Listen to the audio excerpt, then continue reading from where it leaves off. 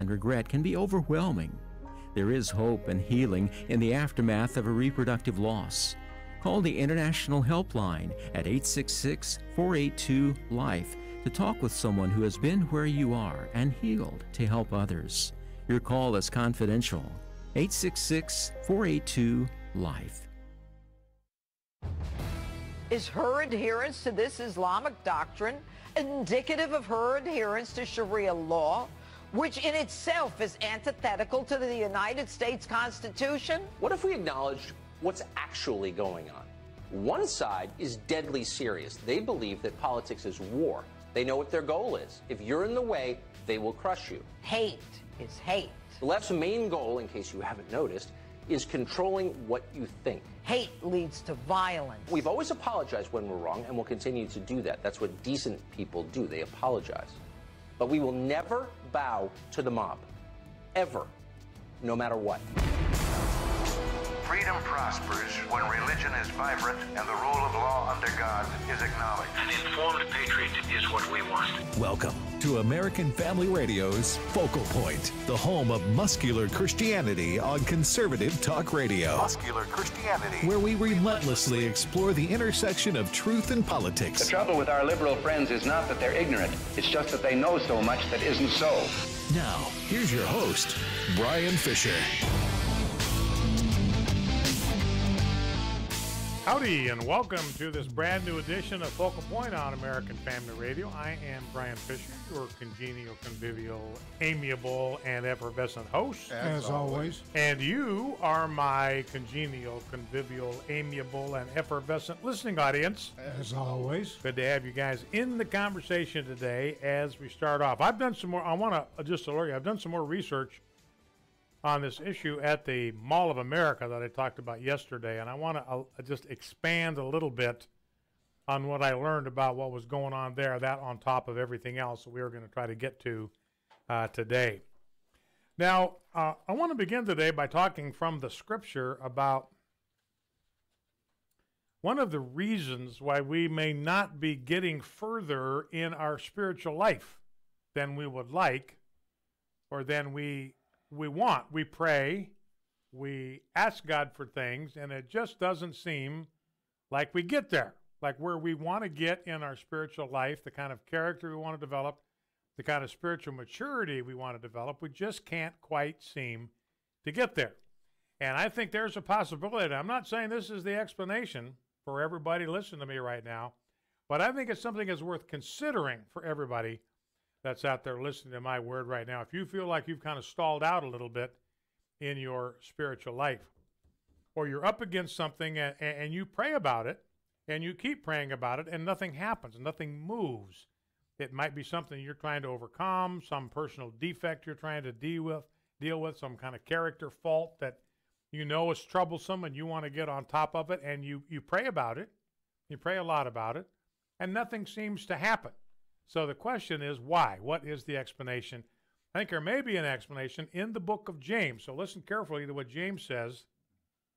Verse 5, he says, if any of you lacks wisdom, let him ask God, who gives generously to all men without reproach, and it will be given to him. So it's a great promise here. Now remember, we talked about wisdom yesterday, that wisdom is skill. You know, a good craftsman in carpentry would be called a wise craftsman. It has to do with skill. When James is talking about skill, he's using it in the same, or wisdom, he's using it in the same sense that Solomon did, talking about skill for life, or skill for running a business, or skill for running a country. That's the kind of wisdom he's talking about. So it's really a manifestation of character. Wisdom, if you have God's wisdom, there's character there. There'll be discernment there, and those kinds of things. So he says, look, if you lack wisdom, you're going through life and you realize there's a part of my life where I really don't have God's wisdom. I don't have his character. I don't have the kind of godly, mature wisdom that I need to display in this area. James says, well, we're all there, so ask God. Ask God for that wisdom. Ask God for that skill, and it will be given to you. In fact, he says God gives generously. So he gives abundantly. He's got a lot of wisdom, hasn't used it all up yet. He's got a lot more to give out to people who ask him for it. And he gives it without reproach. You know, one of the things that gets in our way when we come before God to ask him for things, we feel like, man, I'm just not deserving. I've made such hash out of my life. I have had to come back to him so many times to make this request for his wisdom, and God's just not going to want to see me. I probably used up all of my markers with him. He's tired of me asking for the same thing over and over again. And notice what James tells us about God. He gives generously and without reproach. In other words, God doesn't find fault with us when we come to him with the same request after having come to him with that same request many, many times before. He gives generously and without reproach. And he says, you ask God for wisdom, he will give it to you. But the first word in verse 6 is but. So there's one caveat, there's one kind of condition here that we need to satisfy to get the wisdom we're seeking from God. This is what James says. Let him ask in faith with no doubting, for the one who doubts is like a wave of the sea that is driven and tossed by the wind. For that person must not suppose that he will receive anything from the Lord. He is a double-minded man, literally doubled-souled, unstable in all of his ways. Now, I think we need to be careful about how we understand the word doubt here. Because when James says he must ask without doubting, he doesn't mean that you doubt that God exists or anything of the sort, or that God can do what he's promised to do, or that God can keep his promises. That's not the kind of doubt he's talking about here. He's talking about the kind of doubt that comes from somebody who hasn't made up his mind about what he really wants. That's what makes him double-souled. He thinks on the one hand, I want this wisdom from God, but then on the other hand, he's got something pulling him the other way and says, you know, I'd really like to enjoy my toys and my lifestyle for a while. So he's kind of caught in between. There's a part of him that wants the wisdom of God. There's another part of it that would rather pursue this thing over there. And James says, if that's where you're at, you can't get anything from God. You got to make up your mind what you want, because that's doubting, and God's not going to give it to you if you haven't made up your mind what you really, really want. So I remember a story from the life of Augustine, the great St. Augustine, and he said one time that he had prayed for years and years and years, Lord, make me chaste. Lord, give me the ability to overcome sexual temptation. Make me pure in my thought life. Make me pure in my behavior. And it just didn't happen. It didn't happen. He didn't get that victory that he was seeking God for. And finally, one day, Augustine realized that what he was really praying is, Lord, make me chaste, but not yet. I want to enjoy my life a little bit. I want you to clean me up, but I don't want you to do it right now. I'm just having too much fun. And so he realized that God was not going to answer that prayer until Augustine had made up his mind that that is really indeed what he wanted, to be chaste and pure. And that's what James is talking about here. Well, let's take this little passage and go to the Lord together in prayer. Heavenly Father, in Jesus' name, I pray that anywhere that any of us lack wisdom, I pray that we will ask you for it. And I claim your promise for us that it will be given to us. I thank you that you give wisdom generously to us, without reproach, without finding fault with us.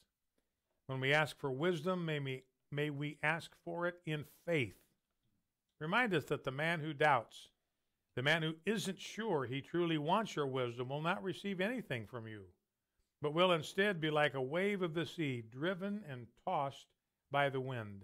Protect us, Lord, from being double-minded and unstable in all our ways. Instead, may we be single-minded and steady.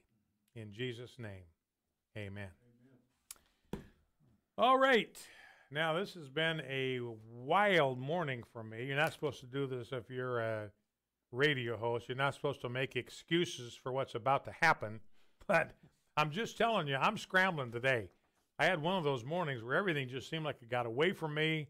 I had a column deadline that I had to finish.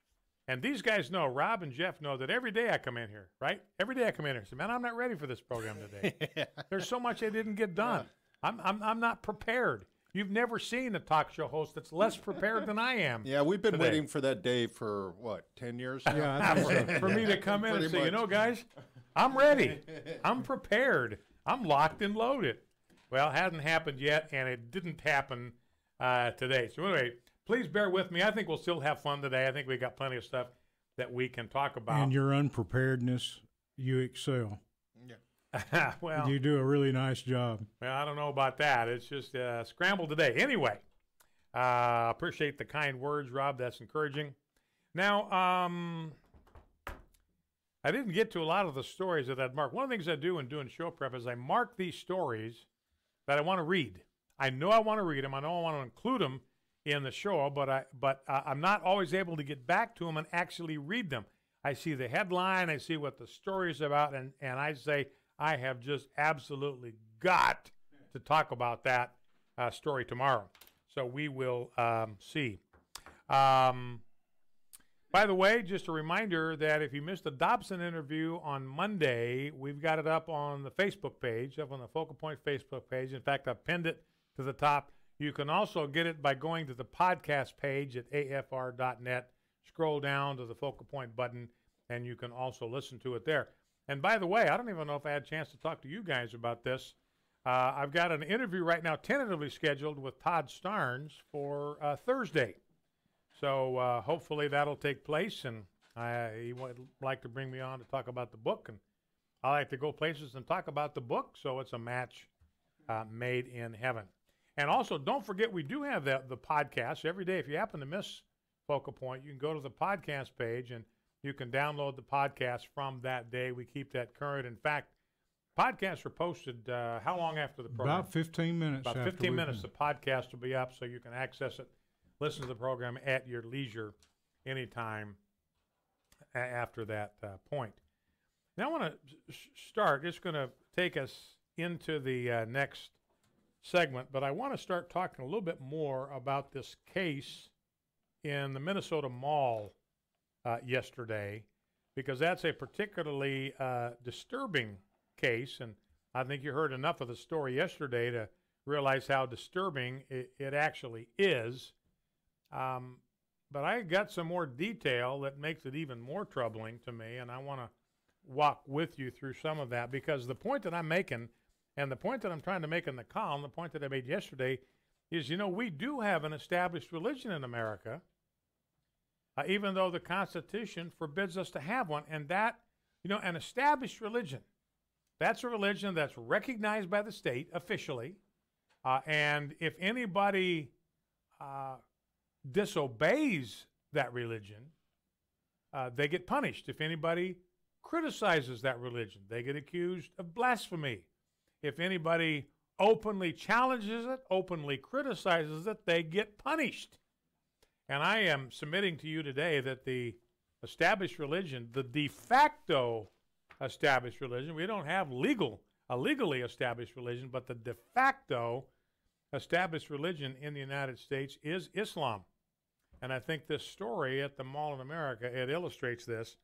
And remember, this is a story about a guy who experienced persecution. He was beaten and tortured in Iran for his faith. He became a Christian while he was in Iran, while he was still a Muslim. He converted to Christianity while he was in Iran. He began passing out Bibles with other Christians, and he was arrested, he was detained, he was beaten, and he was tortured for his faith in Iran. So he left Iran and went to Turkey, where he joined a church where they too were handing out Bibles to Turks, most of whom were Muslims. And he got beaten there. So finally he fled to the United States.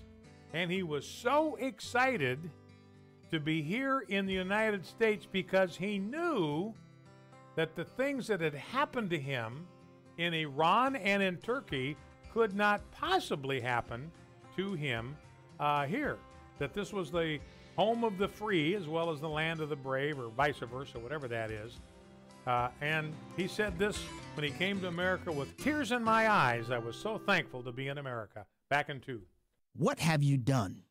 The voice of your brother's blood is crying to me from the ground. My name is Abraham Hamilton III, and this is the Hamilton Minute. According to the World Health Organization, abortion was the leading cause of death worldwide in 2018. As of December 31st, 2018, 41.9 million babies were murdered in the womb. That's more than the 8.2 million people who died from cancer, more than the 5 million who died from smoking, and more than the 1.7 million who died from HIV/AIDS in 2018 globally combined. Thomas Jefferson once said, "I tremble for my country when I reflect that God is just, that his justice cannot sleep forever. Lord, please strengthen us to abolish this wickedness."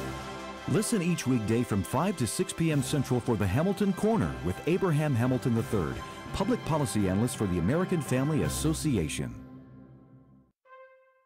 This is Dr. Richard Land, President of Southern Evangelical Seminary. Welcome to Bringing Every Thought Captive.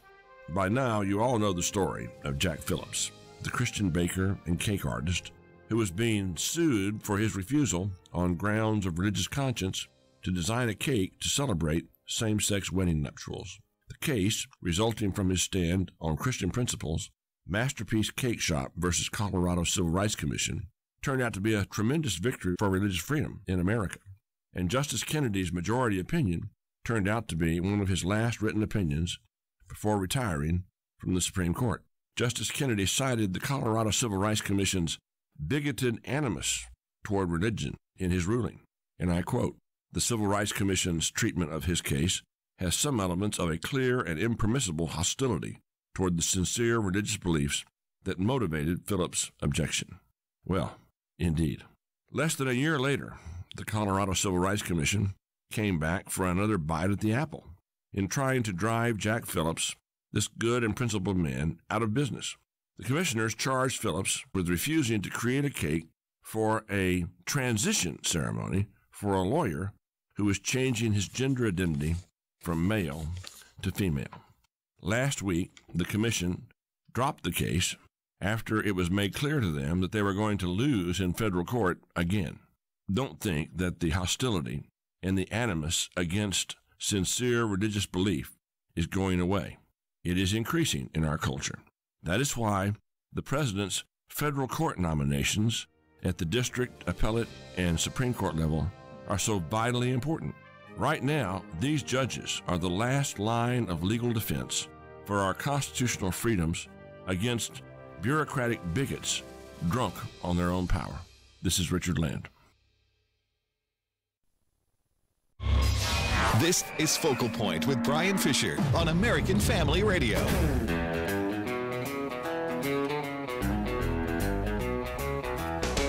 Howdy, and welcome back to Focal Point, the home of muscular Christianity on conservative talk radio. Now, also the land of the free and home of the brave. Land of the free and the home of the brave. That's right. And I think I've learned it. Debbie sent me the actual correct wording there, and I'm working on a little mnemonic device to plant it in my brain. Land of the free, home of the brave. So it's land, free, home, brave. Land of the free and the home of the brave. I got it. Land, free, home, brave. So anyway, if this question comes up again, I will be ready for it. But I was talking about this guy in Iran who became a Christian in Iran. Actually, I believe through satellite technology, taking the gospel to places where people can't go. And he became a follower of Jesus Christ and went to Turkey and got persecuted there for handing out Bibles just like he did in Iran. Finally came to America, and he says, I was so glad, I was so happy when I landed in America because I knew that none of what had happened to me in Iran or in Turkey would happen to me here. I would not be arrested. I would not be beaten. for sharing my faith in public. And it was like being in paradise for him spiritually, to be in a place where Christianity was respected and could freely be advocated for and talked about in public. But I was talking about what makes an established religion and what goes with that. And what goes with an established religion is that it's recognized in such a way that anybody who violates the recognition of that religion gets punished. If you don't observe the standards that culture has set for that religion, you get punished. That makes it an established religion. Now, have you heard anybody, can you think of anybody who has criticized Islam and gotten away with it? Can you think of anybody who has been openly critical of Islam, and I don't mean bad-mouthing, and I'm just saying telling the truth about it, openly truthful about the religion of Islam, and hasn't got dinged, hasn't got nicked, hasn't in some way gotten punished? You know, it's been pretty mild in my case. I've had my Twitter account frozen twice, and now it looks like it's suspended permanently, locked out permanently. But, you know, this guy we're talking about here, he was detained for 4 hours, interrogated, and all that kind of stuff. We're going to talk about that in just a moment. And that's what happens when you violate, you transgress the standards of the protections that surround the established religion. And Jeff, we were talking, grab that information about that girl. We were talking about this girl the other day. I don't know if we were talking about it yesterday, but there was a girl that was suspended from school. Yeah. Because this GSA, Gay Student Alliance, was real busy in her school communicating stuff to students about the acceptability of the homosexual lifestyle. And this troubled her. This bothered her. She didn't even know what the GSA was. She just knew that their message was out of alignment with the Word of God. It was out of alignment with the Bible. So she took some Post-its, apparently. Maybe, Jeff, you got more information about this. I'll kind of throw it to you here in a second. But she made up some Post-its, just wrote Bible verses on them. And she was sticking them on lockers here and lockers there and that kind of stuff. And they launched a full-scale investigation. They fingered her, and she got in big trouble because the other religion that's established in America is the homosexual agenda. You can't say anything critical of homosexuality without getting plowed under. So, Jeff, anything that we need to know about that? Basically it. It was last Thursday. The Great Gay Straight Alliance, GSA, was in the school, and they were hanging gay pride flags and posters around the place. And this young lady said that it's very typical for kids throughout the school year to put Post-its and messages to each other on lockers and different places around the school. So we didn't think very much of it. She's so there's no rule against it, no policy against it. Kids do it all the time. That's right. But she was actually called into the office and suspended because they claimed she was targeting the GSA. And she responded. She said, "I don't even know what the GSA organization was or meant." She goes, I was just seeing that there were people in my school that needed help, and they didn't need to be living in the confusion and wondering if they should be gay, bi, lesbian, trans, or anything like that. And I know God is the only way they can get healed by that. That's why I did it. I wasn't targeting any kind of organization or anything like that. Just trying to be helpful by telling the truth about homosexuality. And, you know, speaking of targeting, what about what the school did to this girl? You talk about being targeted for your faith, suspended from school. And that's one of her complaints. Is she said the people can come into their school and do anything, but as soon as you start talking about God or Bible verses or anything like that, you end up on suspension. It's a whole different deal. Yeah. All right, well, just to give you the rest of the story about this guy, his name is Ramin Parsa. And this will be a repeat of some of the stuff I said yesterday, but this story it's just a very compelling story to me. Ramin Parsa, he was a Muslim converted to Christ in Iran, fled Iran to Turkey, got detained and tortured and beaten in Turkey for handing out Bibles, came to America, was so excited, land of the free and the home of the brave. Now, he had spoken, he pastors a church in L.A. He'd flown to Minnesota. A friend had invited him to come out and speak to his church, so he did. So he spoke at his friend's church on Sunday morning, and after church, he and his friend and his son was with him, Ramin Parsa's son was with him, and they went to the mall after church. And while they're in the mall, just kind of walking around and just kind of chatting, there were a couple of Muslim women that kind of heard them talking and recognized his accent, that he was speaking with an Iranian accent. So these two Somali women came over to him in the mall, and they were the ones that struck up a conversation with him. He wasn't buttonholing them. He wasn't backing them up against the storefront. They came up to him, asked him about his Iranian accent, and they were curious as to whether he was a Muslim. And he said, well, I used to be, but I'm not a Muslim any longer. And so they were filled with questions. Well, why is that? Why did you make that change? Tell us why you are not a Muslim now, but instead a Christian. What happened? And so he started sharing with them his story, just sharing his own personal testimony, if you want to use that word, about his journey to faith in Christ. Well, there was a third Muslim woman that came by them and overheard the conversation, and when the pastor started talking about Jesus Christ, she just turned into a Roman candle on the spot. She just wigged out. She started yelling at these two Somali Muslims, ordering them not to listen to this guy. And they said, no, we are enjoying our conversation with him. We like talking to him. We want to hear more. So that frustrated her. So she ran off and rounded up a mall cop, Paul Blart. So I got Paul Blart, the mall cop, coming over there. And so Paul Blart comes over here, the mall cop, and this Muslim woman complained to him that this guy was harassing these Muslim women. Well, he wasn't doing anything of the sort. And when the cop got over there, the mall cop got over there, these two women said, look, he's not bothering us. He's not harassing us. We're just having a conversation, and we're interested in what he has to say. We don't have any complaints against him. And the mall cop said, well, you're not allowed to talk about religion here, by which he meant Christianity. I will guarantee you, you can talk about Islam and Muslim and the Quran all day long in there if you want to. But you're not allowed to talk about religion here in this mall. Anywhere in this mall, it's like a religion-free zone. The whole mall, biggest mall in America. Can't utter the words Jesus Christ in there without getting in trouble. So anyway, the cop told them, well, look, you got to cut it out. So they stopped. They obeyed. They terminated their conversation with these women. They said their goodbyes, thanked each other for talking to each other and all that. Went to a Starbucks that was right nearby and had a cup of coffee. Came out of the store, and there were 3 mall cops waiting for him. 3 of them. Not 1, not 2, but 3 of them.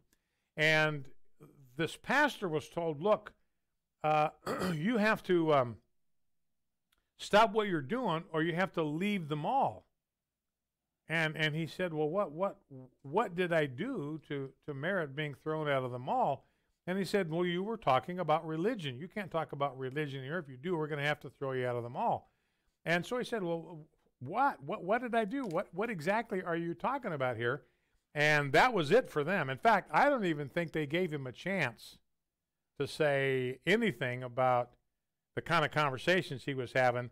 They just said, what have I done? And just because he talked back to them, apparently, that's when they put him in handcuffs, and they took him down in the bowels of the Mall of America, downstairs in the basement, and they handcuffed him to a steel chair that was bolted to the floor.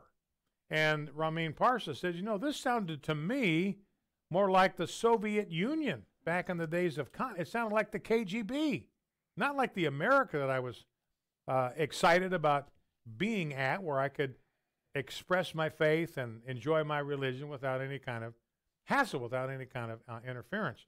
So anyway, they chained him to this steel chair bolted to the floor. He still hadn't been told what he was being charged with. They didn't tell him any of his legal rights, no Miranda stuff or anything like that, and he's detained. I mean, really, this guy's got a good case for unlawful imprisonment, really. He's got a great case for that. There's no justification for this in America.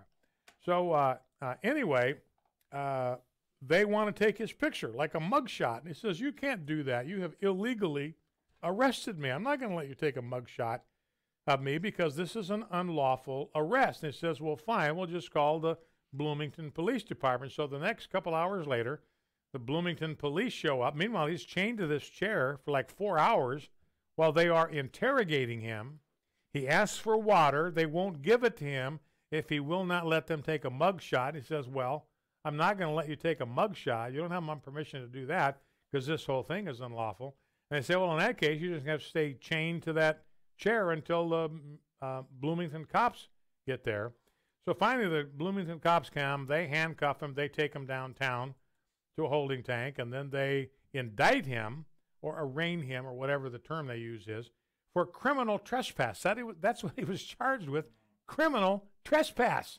Going into a mall that's open to anybody in Bloomington, Minnesota, and responding to an invitation to participate in a conversation with two people that also lived in Bloomington, Minnesota. And for that, he's handcuffed and handcuffed to a bolted chair in the floor.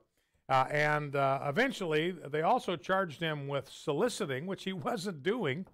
If anybody solicited anybody, it was the Muslim women soliciting him for a conversation about religion, about Christianity. So anyway, they said, look, to get out on bail, it's 2 o'clock in the morning. Get out on bail, it's going to cost you $78. Well, he had to root around in his own wallet. I mean, this guy's not wealthy, pastoring a small church in Los Angeles, didn't have any opportunity in Iran or Turkey to accumulate any wealth of any significance. So he has to root around in his wallet and come up with the $78 and say, well, look, you got to come back to a hearing in the spring. You got to fly all the way back to Minnesota just to show up in court. And they had a prayer rally for him on his behalf in support of him the day before he went back in for his court hearing. And this is what Ramin Parsa said at this prayer rally on his behalf. With tears in my eyes, I was so thankful to be in America where I can express myself. Nobody can stop me or oppress me for my faith. And then this happened to me. And he went on to say, it seems like the only people who can be bullied are the Christians. And he said, look, if the kind of mockery, the constant mockery that's aimed at Christians, if it was redirected toward Muslims, it would be an outrage. That's his word. He's exactly right about that. I mean, they'd call out the cavalry for that thing. And so he wondered, he also asked, well, why don't LGBT people here ask same-sex cakes from Muslim bakeries? Why don't they go into Muslim bakeries and ask for same-sex wedding cakes? Why do they only go into Christian bakeries? Well, the reason, he said, is I saw this with my own eyes. In Iran, they throw them off buildings. They execute gays. So that people are too smart to take a chance at that. They know the Christian baker, whatever he's going to do, he might politely turn them down, but he's not going to go after them with a machete. So they say, we better stay away from those Muslim bakeries. So Christians are being bullied and persecuted, and nobody says anything to defend them, and that's what he is there to do. Now, when he went back to Minnesota for his court hearing, they dismissed all the charges against him. In other words, there was absolutely nothing here, so he's off scot-free. But, you know, it's 7 months of his life, 7 months of uncertainty, 7 months of this cloud of these criminal charges hanging over his head before he's finally released. And so I want to submit to you, ladies and gentlemen, is that Islam is now the only religion in America that cannot be criticized except under threat of punishment. You want to criticize Islam openly, expect to get punished, criticized in one way or another. This is exactly what happens in the 57 Muslim countries around the world. So we do, in fact, have a de facto established religion in America, and it's not Christianity. Its name is Islam. So that's going to be up as a column. You can find it at afa.net by the end of the day. I encourage you to share that with your friends that may need a little bit of a wake-up call on the status of religious freedom in America. You know, Nancy Pelosi's out. We're transitioning here. Nancy Pelosi is out saying she's against impeachment. So is Adam Schiff. I'll tell you why when we come back. Here's Twyla Brace, president of CCHF, with today's Health Freedom Minute. This is my 7th minute on Medicare for All. Here is how it ends private insurance. Private coverage would only be available for 2 years. The first persons to enter the program, starting just 1 year after enactment, would be younger than age 19 or older than age 54. For those 2 years, Americans would be allowed to keep their private insurance, employer-sponsored coverage, or today's version of Medicare. But 2 years after enactment, everyone would be in Medicare for All, and it would be unlawful to sell health insurance that duplicates any of the coverage in Medicare for All, whether you can or cannot access those benefits. Socialized medicine would be fully in force. Learn more about protecting your healthcare choices. Sign up for the CCHF Weekly E-News Update at cchfreedom.org. That's cchfreedom.org.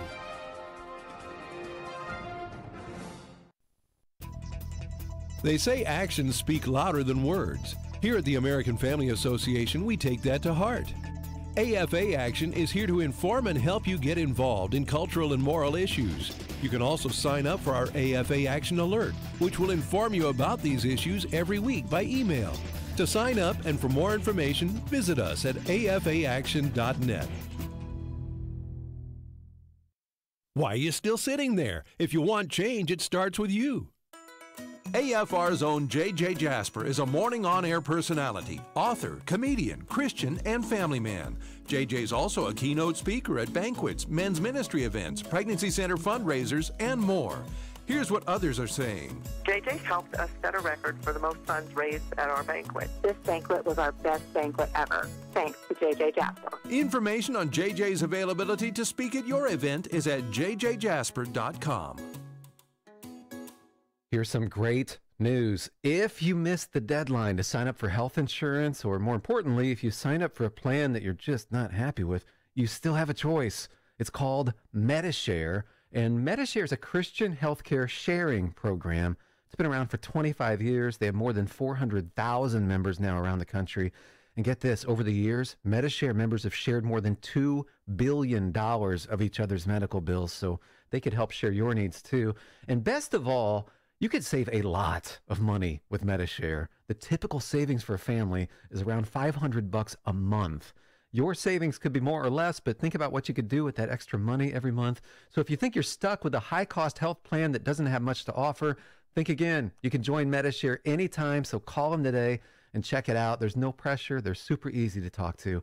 833-44-BIBLE. That's 833-44-BIBLE. 833-44-BIBLE. American Family Radio. You're listening to Focal Point with Brian Fisher. Howdy and welcome back. This is the Focal Point, the fastest 60 minutes in American media. Heading for the home stretch, the final turn, so buckle up because we're going to hit the gas here. Just had a little pit stop, and we are going to hit the gas. Pedal to the metal now until the end of the hour. Let's grab clip number 3. This is Janine Pirro. She got completely thrown under the train by Fox for saying this. Remember, I told you that the only religion that you cannot criticize in America is Islam. That makes it America's established religion, because the established religion is a religion you get punished for if you go against it. That's why John Bunyan was in prison. That's where he wrote Pilgrim's Progress, because he preached without permission from the Church of England, and he got punished, thrown in jail. So that's what's happened here. And Janine Pirro just got punished by her own network for criticizing Islam. Here's what she said, and everything she says in here is the truth. And don't forget, these Muslims, I don't know if Ilhan Omar did this. Maybe you could check, Jeff, you get a chance, see what she took her oath of office on. Oh, if it's a Quran or yeah, I bet it was. It might have been a law book. It's possible she used a law book. One of these three did. Anyway, don't forget, a lot of these Muslims will take an oath of office on a Quran, not on a Bible, but on a Quran. One of them have made a big deal out of using Jefferson's Quran. You know why Jefferson got a Quran? Because he had a Muslim ambassador telling him, well, we have a right to plunder infidels, to pirate infidel ships, to take all of their possessions, to take their women, to take them as slaves, and to cut their heads off. So Thomas, I says, I can't believe that. I can't believe a religion would actually teach that. Got a Quran, found out, sure enough, that's exactly what it teaches. Actually, Omar used a Quran for an optional, it was a staged re-ceremony for that's around for pictures and things like that. But there actually wasn't any Quran involved in the actual swearing in. Okay, did she have anything? Nothing, from what I can tell. Maybe it was that Talib that used a law book from Minnesota. All right, so anyway, here is Jeanine Pirro talking about the problem with Ilhan Omar. Think about this. She's not getting this anti-Israel sentiment doctrine from the Democrat Party. So if it's not rooted in the party, where is she getting it from? Think about it. Omar wears a hijab, which according to the Quran 33:59 tells women to cover so they won't get molested. Is her adherence to this Islamic doctrine indicative of her adherence to Sharia law, which in itself is antithetical to the United States Constitution? I don't have to tell you, Nancy. Jews have been persecuted almost from the beginning of time when they were forced out of Egypt, to the 6 million killed in the Holocaust, and now we are witnessing the rise of anti-Semitism in Europe, where incidents are up 74% in the last year alone in France, where Jewish cemeteries are regularly desecrated with swastikas, and people relay the common tropes of Jews with too much money and influence. All right, so that's Jeanine Pirro, and Fox threw her under the train for that. Say, we absolutely repudiate what Jeanine Pirro said. We don't agree with any part of that. We condemn her for those remarks. And they forced her to apologize. She apologized all over herself. She has absolutely nothing to apologize. So what this means now, ladies and gentlemen, is that the mall in Minnesota is Sharia compliant. They have submitted themselves to Sharia law. And here we have Fox News has become Sharia compliant. They've submitted themselves to the dictates of Sharia law that you cannot criticize Islam, and Jeanine Pirro is the victim of that. She's now been thrown under the train. It was Keith Ellison and Talib that both have signed in, sworn in on the Quran. On the Quran. And actually, Omar chose not to have any book on the swearing in on this, but she did use a Quran when sworn into the Minnesota House 2 years ago. So, okay. So, I mean, come on. You know, and you talk about Sharia law, and I've talked about this before, but this is the factoid to remember about Ilhan Omar. When she was in the Minnesota House, remember, there was a law that was presented to the Minnesota House that would exempt insurance companies from paying off on life insurance policies if the life insurance policy had been taken out on a jihadi who went out on a kamikaze suicide mission, because that's what they were doing. Guy's getting ready to go out and blow some infidels up, and himself with it. He goes out and gets a big insurance policy, and he gets killed. He kills himself and the thing, and then the insurance company has to pay off beaucoup bucks to his family, just like the Palestinians do. When one of their people gets killed killing Jews, they give him a big-time settlement, which we were paying for a long time, by the way. And there were only 2 people in the Minnesota House of Representatives that voted against that bill. Everybody in the Minnesota House of Representatives says, yes, this is a good law. We do not want to compel insurance companies to pay off suicidal jihadist Muslims. That's not fair. It's not appropriate. That's not what insurance is for. And Ilhan Omar was one of only 2 people that voted against that. Man, if that does not betray a preference and an adherence for Sharia law, I do not know what else does. So she's clearly, she clearly has an adherence and a preference to Sharia law. So why did Fox throw Jeanine Pirro under the train and protect Tucker Carlson? They're still standing by Tucker Carlson. Why would they do that? Well, because it's Islam, silly. It's because Jeanine Pirro was talking about Islam and Tucker Carlson was not. Now, real quickly, let's drop down to clip 9. Here's a guy by the name of Daniel DiMartino. We're shifting topics here to socialism. And Daniel DiMartino is not really a refugee. He's an immigrant, legal immigrant from Venezuela. And here's what he said about the difference between life in Venezuela in 1999, before Maduro, the socialist, took over, and life today in Venezuela. Venezuela in 1999, the year this communist regime started, was a normal country, a normal Latin American country with its problems, with corruption, yes, high levels of inflation, but nothing like we're seeing right now. In the year 1999, I can tell you from my own family, we were earning what an upper middle class family in the United States today would be earning, thousands of dollars a month. By the time my family and I left in 2016, and then my family in 2017, we were earning $2 a day.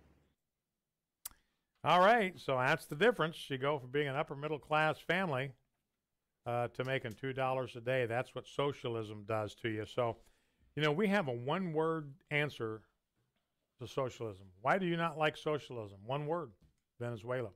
And Rob, it's kind of near and dear to you because you've got a wife that is Venezuelan by birth, correct? Right, that's correct. So I was down there in 1975, and it was a very prosperous and rich country. Yes, it did have some areas of poverty, like any big cities, Caracas did, but it was it's amazing. I've seen some of the areas that I was in Caracas on television and all these riots and then videos, and it's unrecognizable other than you can see a building that you say, I remember that building. But yeah, it kind of looks like a war zone, doesn't it? It is. It's hard to believe that in just those 40 years, how much socialism has totally destroyed that country. Yeah. And Jeff, you've been following this story fairly closely from the beginning. Well, the power outage that has happened in Caracas, the Maduro wanted to blame that on the United States as an attack, a cyber attack, but it really, he's going to have a hard time coming up with that. This is the whole told consequences of Venezuela. I don't know how they're going to come back. This is going to be hard. Many of their skilled technicians and engineers have fled the country. The ones that work on these thermoelectric power grids and stuff like that. And all the criminals followed them out of the country because they might have money to rob. Yeah. Just kidding. Go ahead. Well, the problem is that when something like this does go down, they've been operating at barely 20%, and actually they have cut a lot of the power, tried to redirect some of it to Port Jose, which a lot of the fuel and stuff comes in and out of. So that's one of their major imports and source of income right now. They're barely even running that port right now. Like I said, the engineers and the skilled technicians have left. A lot of these plants, there's a certain sequence and there's a lot of technical things that need to go into getting them back running. And with unskilled engineers, unskilled people trying to do this, they're actually doing things wrong and causing explosions at other places and exacerbating the problem. Making things even worse. Oh, yeah. All right, so Venezuela in pretty bad shape. The president of the Electrical Engineers Profession Association right there said that we're just operating at 20%. We once had one of the best electrical systems in the world, the most vigorous, most robust, the most powerful, and those who now administer the system have destroyed it. Wow. Yeah. Well, that's decades to rebuild that, too. You just don't rebuild that in a day. All right, let's go to clip number 4. Tucker Carlson, Fox News still standing behind him. Tucker Carlson got in some big trouble from the left because of things that he said on the Howard Stern show a number of years ago. I've read some of what he said, and yeah, some of it's off color and vulgar. It's not language I would use anywhere. I'd be willing to bet every dollar I've got Tucker Carlson wouldn't say those things today. But he's not apologizing for any of that because he knows what would happen to him if he did. If he apologized, it's not, when somebody apologizes to you, the mark that you've forgiven them is that you don't bring it up again. You don't bring up whatever they did to you to score points in an argument. That's how you live out your forgiveness. If you're not prepared to do that, then you haven't forgiven the person. Well, he knows that there's no such thing as forgiveness on the left. They're just going to continue to beat you about the head and shoulders, whatever you admitted to. So he's just holding tough. He's not going to apologize. Here's what he says about the Talking Snake media in clip 1. There's really not that much you can do to respond. It's pointless to try to explain how the words were spoken in jest or taken out of context, or in any case bear no resemblance to what you actually think or would want for the country. None of that matters. Nobody cares. You know the role you're required to play. You are a sinner begging the forgiveness of Twitter. So you issue a statement of deep contrition. You apologize profusely for your transgressions. You promise to be a better person going forward. With the guidance of your contrition consultants, you send money to whatever organization claims to represent the people you supposedly offended. Then you sit back and brace for a wave of stories about your apology, all of which are simply pretexts for attacking you again. In the end, you get fired. You lose your job. Nobody defends you. Your neighbors avert their gaze as you pull into the driveway. You are ruined. Okay, so now Janine Pirro's at the front end of this deal. Remember what Tucker Carlson said happens to you when you apologize. They don't forgive you. They just use that as a pretext for a fresh wave of attacks. That's what Janine Pirro was in for. All right, clip number 5. But what if we stopped pretending for a minute? What if we acknowledged what's actually going on? One side is deadly serious. They believe that politics is war. They're not interested in abstractions or principles, rules or traditions. They seek power. They plan to win it, whatever it takes. If that includes getting you fired or silencing you or threatening your family at home or throwing you in prison, okay. They know what their goal is. If you're in the way, they will crush you. All right, so that's the left. And he says that's one of the huge problems that we have right now, that as conservatives, we are wired by our conservatism. We are wired by our Christian faith to be people who are understanding, who are tolerant, who are willing to adjust and willing to accommodate to other people. We step aside for people on the sidewalk. We open doors for women going in to buildings. That's because we are wired to be decent people. But the left isn't. There's nothing decent about people on the left. They're out to crush us if they can. And here is Tucker Carlson clip number 6. How many times have you seen it happen? Some conservative figure will say something stupid or incomplete or too far outside the bounds of received wisdom for the moral guardians of cable news. Twitter goes bonkers. The mob demands a response. Very often, the first people calling for the destruction of that person are Republican leaders. You saw it with the Covington Catholic High School kids. You see it all the time. Kevin McCarthy spends half his day telling Republican members not to criticize progressive orthodoxy. Paul Ryan did the same before him. A couple of years ago, the entire Democratic Party decided to deny the biological reality of sex differences, an idea that's as insane as it is dangerous. Republican leaders decided not to criticize them for it. They might get upset. Because they might get upset. All right, and that is exactly right. We have a totalitarianism there. We have an orthodoxy on the left. You violate that orthodoxy, you criticize it. It's just like criticizing the Quran in Iran. They are going to come after you with everything they've got. All right, well, that is it for today. Thanks for listening. Do not forget to bow low before God, stand tall before man, stand in the gap, whoever God has put you, and never forget we are fighting a winnable war. The views and opinions expressed in this broadcast may not necessarily reflect those of the American Family Association or American Family Radio. faith, family, freedom. American Family Radio. Being a godly dad, it's more than just